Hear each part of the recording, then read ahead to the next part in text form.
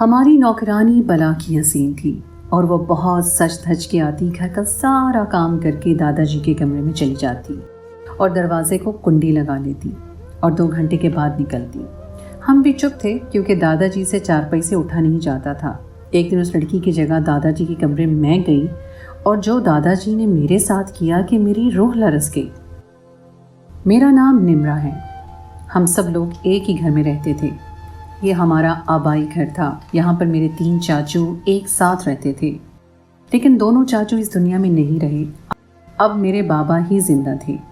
میرے دادا بھی حیات تھے جن کا حکم اس گھر میں چلتا تھا۔ ہمارے گھر میں ہر چیز وافر مقدار میں آتی تھی۔ لوگوں کی ریل پیل تھی، دولت بھی تھی، لیکن ایک نوکرانی سب سے زیادہ خوبصورت تھی۔ اس کا نام رانی تھا۔ وہ کہتی تھی کہ میرا اصل نام تو فرزانہ ہے، لیکن میں نے اپنا نام رانی رکھ لیا کیونکہ مجھے فرزانہ نام اچھا نہیں لگتا۔ میرے جیسی حسین لڑکی کا نام تو رانی ہی ہونا چاہیے تھا۔ تھی تو نوکرانی، لیکن اس کے تیور کسی مہارانی جیسے تھے، جیسے بہت زیادہ بگڑی ہوئی تھی، اور اس کے پیچھے میرے دادا کا ہاتھ تھا کیونکہ وہ میرے دادا کی چہیتی تھی۔ میرے دادا کے سارے کام وہی کرتی۔ میرے دادا بستر سے اٹھ بھی نہیں پاتے تھے، اتنے بوڑھے تھے۔ ان کو کھانا کھلانا، دوائی دینا، ان کے پاؤں دبانا، ان کے کمرے کو صاف کرنا، اور جب وہ اکیلے بیٹھے ہوئے ہوں تو ان کے پاس بیٹھ کر باتیں کرنا، یہ سب اسی کے کام تھے۔ میرے بابا کہتے تھے کہ تم لوگوں کا کیا فائدہ؟ دادا کی جو عمر ہے تم لوگوں کو ان کے پاس بیٹھ کر ان سے باتیں کرنی چاہیے، ان کا خیال کرنا چاہیے، ان کی خدمت کرنی چاہیے۔ جب کل وہ اس دنیا سے چلے جائیں گے اور ساری دولت کس کے نام کر جائیں گے، یہ بہت ہی اہم بات ہے۔ میرے چاچو اس دنیا میں نہیں تھے، لیکن ان کے بچے تھے اور ہمارا کوئی بھائی نہیں تھا، اس لیے بابا کو فکر تھی کہ ساری کی ساری دولت پوتوں میں ہی نہ بٹ جائے اور میرے بابا کو صرف ایک حصہ ہی ملے گا، اور وہ ایک حصہ بھی ہم دونوں بہنوں کی شادی میں گزر جائے گا۔ اس لیے بابا پریشان رہتے تھے، لیکن ہم دادا کے پاس بیٹھتے تو ہمیں بالکل بھی اچھا نہیں لگتا تھا۔ وہ بہت عجیب و غریب قسم کی باتیں کرتے تھے، کسی کو پہچانتے تک بھی نہیں تھے۔ ایسے شخص کے ساتھ بیٹھ کر انسان کیا کرے؟ رانی تو ان کے پاس بیٹھ کر بہت زیادہ خوش ہوتی تھی۔ جب رانی کمرے میں ہوتی تو ان کے کمرے سے ہنسنے کی آوازیں آتی تھیں۔ ہر وقت اس کے پاس پیسے بھی ہوتے تھے۔ ایک دن وہ اندر بیٹھی تھی تو میں بھی اندر چلی گئی اور سامنے کا منظر دیکھ کر حیران رہ گئی، کیونکہ میرے دادا کے ہاتھ میں ڈھیر سارے پیسے اور وہ رانی کو پکڑا رہے تھے۔ یہ پیسے کم سے کم بھی 25,000 تو لگ رہے تھے۔ میں نے کہا کہ یہ کیا ہو رہا ہے؟ آپ اس کو اتنے سارے پیسے کیسے دے رہے ہیں؟ تو کہنے لگے کہ یہ اس کی تنخواہ ہے۔ میں نے بھی موقع دیکھ لیا، میں نے کہا مجھے بھی پیسے چاہیے، تو انہوں نے مجھے 500 کا نوٹ پکڑا دیا۔ میں نے کہا کہ آج کل 500 میں آتا کیا ہے؟ نوکرانی کو 25,000 دے رہے ہیں، جبکہ نوکرانی کی تنخواہ 25,000 نہیں ہوتی، اور اپنی پوتی کے لیے 500 ہیں۔ بابا کہتے ہیں کہ ان کے پاس جا کر بیٹھا کرو، تم ان سے پیار نہیں کرتے، جب ان کے یہ حالات ہیں تو ہم اپنا وقت ضائع کیوں کریں؟ میں تو باہر آ گئی اور اپنے بابا سے ٹکرا گئی۔ انہوں نے کہا کہ کہاں سے پاگل ہو کر آ رہی ہو، تمہارا دھیان کہاں ہے؟ میں نے ان کو ساری بات بتا دی تو وہ حیران رہ گئے اور مجھ سے پوچھنے لگے کہ تم نے خود دیکھا ان کو پیسے دیتے ہوئے؟ میں نے کہا کہ ہاں، میں نے خود اپنی آنکھوں سے دیکھا ہے۔ وہ اس کو پیسے دے رہے تھے اور کہہ رہے تھے کہ یہ اس کی تنخواہ ہے۔ تو بابا نے کہا کہ پہلی بات تو یہ ہے کہ تنخواہ کا وقت نہیں آیا ہے، آج 13 تاریخ ہے، بیچ مہینے میں ہم کسی بھی نوکر کو پیسے نہیں دیتے، اور دوسری بات یہ کہ رانی کی تنخواہ ہر مہینے میں اس کو دیتا ہوں، جو کہ صرف 10,000 روپے ہے۔ پھر بابا نے اس کو 25,000 روپے کیوں دیے؟ میرے بابا تو غصے میں آ گئے اور دادا کے کمرے میں چلے گئے۔ میں بھی ان کی باتیں سننے لگی۔ دادا نے کہا کہ اس بیچاری کے گھر میں کوئی مسئلہ تھا، اس کی ماں بیمار تھی تو میں نے اس کو پیسے دے دیے۔ تمہاری بیٹی تو بڑی جاسوس ہے، ہمارے کمرے میں آ کر جاسوسی کر کے چلی گئی اور گھر میں فساد بنوا دیا۔ کسی غریب کو کچھ پیسے دے دیں گے تو کیا ہو جائے گا؟ میں بستر مرگ پر پڑا ہوں، میں مرتے مرتے کوئی نیکی کر لوں گا تو تم لوگوں کو کیا مسئلہ ہے؟ تم لوگ کیا چاہتے ہو کہ یہ پیسے بھی تم لوگوں کے منہ میں چلے جائیں؟ تم لوگوں کا مجھے کوئی فائدہ ہے؟ جب مجھے ضرورت ہوتی ہے، جب میرا دل بھاری ہوتا ہے، مجھے کسی سے بات کرنی ہوتی ہے، تو نہ تو تم میرے پاس آ کر بیٹھتے ہو اور نہ ہی تمہارے بچے، تو پھر میں کیا کروں؟ بابا تو شرمندہ ہی ہو گئے۔ انہوں نے کہا کہ آئندہ دادا کے کمرے میں جاؤ گی تو ادھر ادھر کی باتیں مت کرنا، اور اس کی ماں بیمار تھی اسی لیے اسے پیسے دیے گئے ہیں۔ بابا کافی پریشان بھی لگ رہے تھے اور غصے میں بھی لگ رہے تھے کیونکہ ان کی بے عزتی ہو گئی۔ پھر وہ اپنے کمرے میں چلے گئے، لیکن کچھ دن بعد بابا نے مجھے ایک اور بات بتائی جس کو سن کر میں اور بابا دونوں حیران رہ گئے۔ میری چھوٹی بہن کافی چھوٹی تھی، وہ 10 سال کی تھی اور میری عمر 17 سال تھی، اس لیے میں اور بابا آپس میں باتیں کرتے رہتے تھے۔ بابا نے کہا کہ تمہیں ایک بات بتانی ہے اور اس کے بعد سے تم نے اس گھر میں بہت زیادہ محتاط بھی رہنا ہے۔ पता नहीं ऐसी कौन सी बात है। मैंने कहा कि ठीक है। बाबा ने मुझे बताया कि रानी ज़रूर कोई चाल चल रही है। वो दादा के सामने झूठ बोल बोल कर उनसे पैसे खींच रही है, क्योंकि कल ही मुझे उसका छोटा भाई गली में मिला। मैंने उससे पूछा कि तुम्हारी माँ बीमार थी, अब कैसी है? तो कहने लगा कि आप अजीब बातें कर रहे हैं, मेरी माँ को दुनिया से गए हुए 4 साल हो गए हैं। ये बात सुनकर मैं हैरान रह गया। उसने दादा से अपनी माँ की बीमारी का झूठ बोला, जबकि उसकी माँ इस दुनिया में नहीं थी। बाबा ने कहा कि ये लड़की बहुत चालाक है, इसलिए मैं तुम्हें ये सब बता रहा हूँ कि तुम इसकी तरफ से मोहतात रहना। दूसरा, इसके ऊपर नज़र रखना। एक दिन मेरे घर मेरी कुछ दोस्त आईं। हमारे घर में दौलत की कमी नहीं थी। मेरी दोस्त भी शायद इसी वजह से मुझसे दोस्ती रखती थी। घर आती थी और उन्हें अच्छा खाना मिलता था, चीज़ें मिलती थी। वापसी पर उनके किराए भी मैं दे दिया करती थी। वो घर आई तो रानी को देखकर कहने लगी कि ये कौन है? मैंने कहा कि नौकरानी है। तो वो कहने लगी, कैसी बातें करती हो, नौकरानी? और ये इसने जो सूट पहना है वो 10,000 का है। मैं हैरान हो गई। मैंने कहा कि वाकई? उन्होंने मुझे फ़ौरन नेट से देखकर बताया कि एक तो ये सूट 10,000 का है, ऊपर से आजकल नया नया आया है। बहुत कम लोग हैं जिन्होंने इसको ख़रीदा है। तुम्हारे घर की नौकरानी ने 10,000 का सूट पहना है और तुम्हें पता भी नहीं। ये सूट तो तुम्हें पहनना चाहिए था। मुझे तो ये देखकर आग लग गई कि हमारे घर की नौकरानी इतने महंगे महंगे कपड़े पहन के आ रही है। वो सारे घर में ऐसे फिरती है जैसे इस घर की मालकिन है। सारे घर के काम करती है। इसको सिर्फ खाना बनाने का काम ही कहा जाता है। सिर्फ किचन का काम उसने करना होता है। खाना अच्छा बनाती है और खाना बनाते ही दादा के कमरे में चली जाती थी। एक दिन वो दादा के कमरे में ही थी, हंसने की आवाज़ें आ रही थी। मैंने कहा कि मैं भी तो ज़रा देखूं किस बात पे हंस रही है, कहीं दादा उस पर नोट तो नहीं लुटा रहे और ये मोहतरमा लेती जा रही हूँ। मैंने दरवाज़ा खोलने की कोशिश की। मुझे दस्तक देने की कोई ज़रूरत नहीं थी, ये मेरा अपना घर था, मैं इस घर की मालकिन थी। लेकिन ये देख कर कदमों तले से मेरी जान निकल गई कि दरवाज़ा अंदर से बंद था, दरवाज़ा खुला ही नहीं। और वो हंसने में इतने मसरूफ़ थे कि उनको पता ही नहीं चला कि मैंने दरवाज़ा खोलने की कोशिश की है। मैंने फ़ौरन बाबा को कॉल की और ये सब कुछ बता दिया। बाबा भी हैरान रह गए और कहने लगे कि पता नहीं इस घर में क्या हो रहा है, कहीं कुछ ऐसा तो नहीं हो रहा जिसकी वजह से उस पर कोई मुसीबत आ जाए। रानी दिन ब दिन हमारे सर पर सवार होती जा रही थी। उसके तौर तरीके, उसकी हरकतें, उसके घर में सर उठाकर फिरने का अंदाज, उसके पास ऐसा कोई राज था जिसके बारे में पता नहीं था। उसने कुछ ऐसा कर लिया था कि अब उसको किसी बात का डर नहीं था। वो हमारे सामने दंदनाती फिरती थी। अब तो वो हमारी बात भी नहीं मानती थी। एक दफ़ा मैं जूस का गिलास पकड़कर जा रही थी कि मेरे हाथ से गिलास गिरकर टूट गया और जूस ज़मीन पे गिर गया। मैंने उसे कहा कि ये साफ़ कर दो।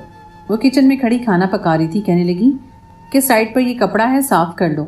भला कौन सी नौकरानी आपको ये कहती है कि अपना काम खुद कर लो, जबकि आपने उसको काम पर रखा हुआ है और आप उसको पैसे भी दे रहे हैं। मुझे गुस्सा आ गया। मेरी रानी से लड़ाई हो गई। मैंने कहा कि नौकर हो, नौकर बन के रहो, मालिक बनने की ज़रूरत नहीं है। मैंने तुम्हें काम करने को कहा है, तुम मुझे आगे से बातें सुना रही हो। उठाओ वो कपड़ा और ख़ुद ये सारी गंदगी साफ़ करो। तो कहने लगी कि मैं खाना पका रही हूँ, मेरा काम खाना पकाना है, जो गलती खुद की है उसको खुद ही सही करो।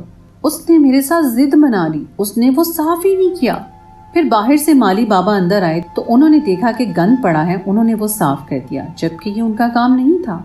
मैंने भी नहीं किया क्योंकि मुझे भी गुस्सा आ गया था। मैंने ये बात बाबा को बताई और कहा कि इसको नौकरी से निकाल दें। बाबा ने कहा ठीक कहती हो, इसे नौकरी से निकाल देना चाहिए। बाबा ने अगले ही दिन उसको महीने की तनख्वाह, बल्कि उसे अगले महीने की भी तनख्वाह दे दी कि बिना बताए निकाल रहे हैं, इसलिए अगले महीने की तनख्वाह भी तुम्हें दे रहे हैं। अब वो जाने के बजाय किसी तरह मेरे दादा के कमरे में जाने की कोशिश कर रही थी कि मैं उनसे मिलके चली जाऊं। तो मैंने कहा वो सो रहे हैं, जबकि वो सो नहीं रहे थे। कहने लगी अच्छा मेरी कोई चीज़ वहाँ पड़ी है। मैंने कहा कि मुझे बताओ क्या चीज़ पड़ी है, मैं ले आती हूँ। तो कहने लगी नहीं, मुझसे कोई गलती हुई है, कुछ नहीं पड़ा, बल्कि ये कोशिश कर रही थी कि वो किसी तरह कमरे में जाए। लेकिन हम बाप बेटी को भी उसकी हरकतों का पता चल गया था, इसलिए हम उसके सामने खड़े हो गए थे। हमने कहा कि अपना सामान उठाओ और चली जाओ यहाँ से। वो चली गई। मैंने सुख का सांस लिया और सोचा कि ये काम हमने पहले क्यों नहीं किया था। थी तो हमारी नौकरानी ही, ना ही कोई रिश्तेदार थी जिसको घर से निकालने के लिए ज़्यादा तकलीफ होती, या तो कोई बहुत बड़ा खेल खेलना पड़ता। नौकर तो आते जाते रहते हैं। बाबा ने कहा कि कोई और नौकरानी ढूंढता हूँ जो खाना बनाया करे, और इस दफ़ा कोई बड़ी उम्र की औरत लेकर आऊँगा जिसका काम खाना बनाना होगा। ہمیں اس طرح کی نوکرانی نہیں چاہیے۔ رانی کو گھر سے نکال کے میں بہت مطمئن تھی، لیکن ابھی اس گھر سے گئے کچھ گھنٹے ہوئے تھے، رات ہوئی تھی کہ دادا کی طبیعت پوری طرح خراب ہو گئی۔ بابا نے کہا کہ شاید ان کا وقت آ گیا ہے، جلدی جلدی آ جاؤ۔ ہم لوگ دادا کے پاس پہنچ گئے، ان کے سراہانے بیٹھے تھے، وہ کافی دیر سے پوری طرح رو رہے تھے، ایسے پیش آ رہے تھے جیسے ان کو بہت زیادہ درد ہو رہا ہو۔ بابا بار بار پوچھ رہے تھے کہ کیا ہوا ہے، درد ہو رہا ہے کیا آپ کو؟ ڈاکٹر کو بھی بلا لیا تھا، ڈاکٹر بھی موجود تھے، چاچو کے بچے اور بچیاں بھی آ گئی تھیں، سب ان کی طرف متوجہ تھے، ان کی چارپائی کی طرف دیکھ رہے تھے، آس پاس بیٹھے تھے۔ میرے دادا کو چارپائی پہ ہی نیند آتی تھی، انہوں نے زبان کھولی تو کمرے میں سارے لوگ حیران رہ گئے، کیونکہ انہوں نے کہا کہ رانی کہاں ہے؟ وہ بار بار یہ پوچھنے لگے، ہم سب خاموش ہو گئے۔ چاچی نے کہا کہ کہاں گئی ہے، اس ٹائم تو گھر پہ ہوتی ہے، تو میرے بابا نے کہا اسے کام سے نکال دیا ہے۔ میرے بابا کا اتنا کہنا تھا کہ میرے دادا نے میرے بابا کی کلائی کو زور سے پکڑا اور کہا کہ کس سے پوچھ کر تم نے اسے کام سے نکالا ہے؟ ہم سب لوگ حیران رہ گئے کہ اس کو بلانے سے آپ کا کیا مطلب ہے؟ آپ کو کوئی مسئلہ ہے تو آپ ڈاکٹر کو بلائیں۔ ڈاکٹر کھڑا ہے، وہ کہنے لگی ڈاکٹر کی نہیں، مجھے رانی کی ضرورت ہے۔ یہ بات سن کر سب نے کانوں کو ہاتھ لگا لیے، دادا کس قسم کی باتیں کر رہے تھے، لیکن مرتے کیا نہ کرتے۔ انہوں نے اتنا شور ڈال رکھا تھا، رات کے 12 بج رہے تھے، اور انہوں نے ایک ہی شور ڈالا ہوا تھا کہ رانی کو لے کر آؤ۔ مجبوری میں میرے بابا کو جانا پڑا اور اس کو اس کے گھر سے لے کر آئے۔ بابا نے واپس آ کر بتایا کہ وہ بہت تیور دکھا رہی تھی، کہہ رہی تھی کہ میں تو نہیں آؤں گی کیونکہ تمہارا باپ مر رہا ہے تو مجھے لینے کے لیے آ گئے ہو۔ بہت بری حرکتیں کر رہی تھی۔ اس کے آنے کی دیر تھی کہ دادا بالکل ٹھیک ہو گئے۔ وہ دادا کا ہاتھ پکڑ کر بیٹھ گئی، سارے گھر والے حیران رہ گئے اور کہنے لگے کہ گھر میں ہو کیا رہا ہے، اس عورت کو یہاں سے نکالو۔ میرے بابا نے کہا کہ اس کو نکال دیا تھا، لیکن پھر جو ہوا وہ تم سب کے سامنے ہے، اب تم ہی بتاؤ کہ ہم سب کیا کریں، میں تو پریشان ہو گیا ہوں۔ دادا کے سامنے بابا نے اپنا امیج بھی خراب کر لیا۔ وہ بابا کو ایسے دیکھ رہے تھے کہ جیسے ان کو جان سے مار ڈالیں گے۔ رانی کے چہرے پر فاتحانہ مسکراہٹ تھی، وہ بہت زیادہ خوش تھی۔ دادا نے فوراً اسے پیسے نکال کر دیے اور کہا کہ تمہارا روزگار کوئی بند نہیں کرے گا، میں ادھر ہی ہوں، ابھی مر نہیں رہا ہوں۔ جو لوگ یہ چاہتے ہیں کہ میں مر جاؤں وہ یہ سن لیں کہ میں اس دنیا سے جانے والا نہیں ہوں۔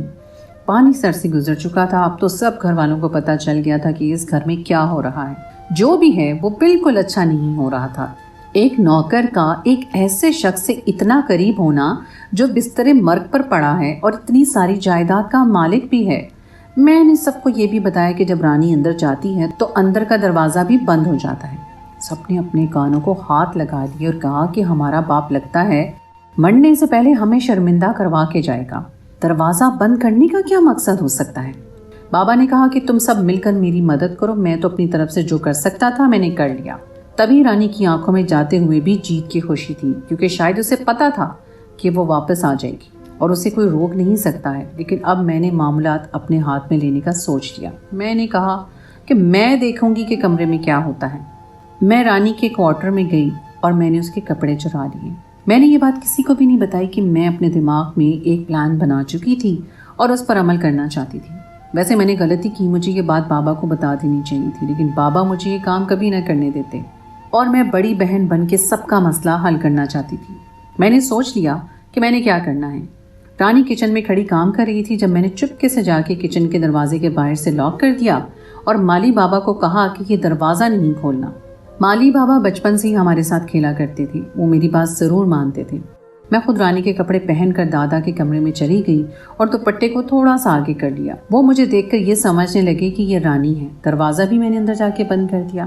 دادا نے کہا کہ یہ کیا، آج تو تم دلہن بن کر آئی ہو، کیا ہو گیا ہے تمہیں؟ تو میں نے آگے سے صرف سر ہلا دیا، کہنے لگے کہ اچھا تو آج تم دلہن ہو، تم دلہن بننے کی پریکٹس کر رہی ہو۔ میں جا کر ان کے قدموں کے قریب چارپائی پہ بیٹھ گئی اور پھر اس کے بعد اس کمرے میں جو ہوا وہ دیکھ کر میری جان نکل گئی، کیونکہ انہوں نے بات ہی ایسی کی تھی۔ انہوں نے کہا حماد کی دلہن ہو نا، حماد بہت جلد آ جائے گا، پھر میں تم لوگوں کی شادی کرواؤں گا، یہ کام کر کے ہی اس دنیا سے جاؤں گا۔ حماد کوئی اور نہیں بلکہ میرے چاچو کا بیٹا تھا، اور شاید میرے چاچو کے بیٹے کا رانی کے ساتھ چکر چل رہا تھا اور یہ دونوں آپس میں شادی کرنے والے تھے۔ دادا کو ہی اس بات کا پتا تھا کہ رانی اس گھر کی رانی بننے والی تھی، یعنی کہ اس خاندان کی بہو بننے والی تھی، تبھی اس کی طبیعت، اس کے طور طریقے بدلے ہوئے تھے۔ اب میں کیا کرتی؟ میں نے دادا سے کہا کہ میں آپ کے لیے پانی لے کر آتی ہوں۔ میں نے آواز بھی تھوڑی بدلی اور وہاں سے باہر نکل آئی۔ मेरी सांस फूली हुई थी और किसी को पता भी नहीं था कि मैं क्या करके आई हूँ। मैंने फ़ौरन कपड़े बदल लिए और माली बाबा से कहा कि उसको पता तो नहीं चला। उन्होंने कहा कि वो अपने काम में लगी हुई थी। किचन का दरवाज़ा मैंने खोल दिया। मैंने इतना सब कुछ कर लिया लेकिन किसी को पता ना चला। मैं बाबा का इंतज़ार करने लगी। उनको कॉल की, वो किसी मीटिंग में मसरूफ़ थे। फिर रात को आए। मैंने उनको कहा कि मुझे आपसे बहुत ज़रूरी बात करनी है। मैंने बाबा को जब ये बात बताई तो बाबा भी हैरान रह गए। बाबा ने सारे लोगों को बताया और जिस चाचू का हमाद बेटा था उसकी माँ को जब ये बात पता चली तो वो तो बिल्कुल हैरान रह गई, क्योंकि उसको इस बात का पता ही नहीं था। हमाद को बुला लिया गया। सब उसी चाची के घर गए। हमाद ने कहा कि मैं उससे मोहब्बत करता हूँ और दादा को पता है। बल्कि शायद आप लोगों को एक और बात नहीं पता, वो ये कि दादा ने हमारी शादी के लिए हाँ भी कह दिया है और वो वसीयत भी लिख दिया है कि हमारी शादी होगी चाहे वो इस दुनिया में रहें या ना रहें। हमाद तो मजनू बना बैठा था, वो तो पागल हुआ बैठा था। वो अक्सर हमारे घर आ जाया करता था क्योंकि मेरे बाप के साथ काम संभालता था, इसलिए हमारे घर आ जाता था खाने के लिए भी। मेरे दिल में भी उसके लिए कुछ जज्बात थे। मैं सोचती थी कि शायद मेरी शादी इससे हो जाए, लेकिन उसने तो रानी को पसंद कर लिया था और मेरा दिल तोड़ा। मुझे गुस्सा भी आ रहा था। घर वालों ने उसको समझाया कि नौकरानी से शादी करोगे, तुम पागल हो गए हो। लेकिन उसने कहा कि वो नौकर है तो क्या हुआ, वो बहुत ज़्यादा खूबसूरत है और मैं उससे मोहब्बत करता हूँ। आप लोग मेरा कुछ नहीं बिगाड़ सकते। दादा मेरे साथ हैं। ये भी जाकर दादा से मिल गया और दादा ने अगले ही दिन ये ऐलान किया कि इस हफ्ते उन दोनों का निकाह है। मेरी ज़िंदगी का कोई भरोसा नहीं, निकाह करवा के जाऊँगा। उसका बाप इस दुनिया में था नहीं। माँ बेचारी अपनी तरफ से रोकती रह गई, लेकिन उसकी आंखों के सामने हमारे सीने पर तीर चले और घर में सजावट भी करवाई गई और उन दोनों का निकाह करवा दिया। लेकिन असल खबर ये सुनी कि दादा इस दुनिया से अचानक चले गए। हम सब उदास भी थे, लेकिन एक खबर ने और ज़्यादा परेशान कर दिया। वो ये कि दादा जायदाद का एक बड़ा हिस्सा रानी और हमाद के नाम कर गए थे। हम सब परेशान थे क्योंकि हमारे घर का अपना ही बंदा उसके साथ मिला हुआ था। इस बारे में जब कभी बैठकर सोचते हैं तो यही सोचते हैं कि शायद हमें अपने दादा की खिदमत कर लेनी चाहिए थी। अगर हम उनके पास बैठा करते, उनको वक्त देते, तो उन्हें किसी और की ज़रूरत न पड़ती।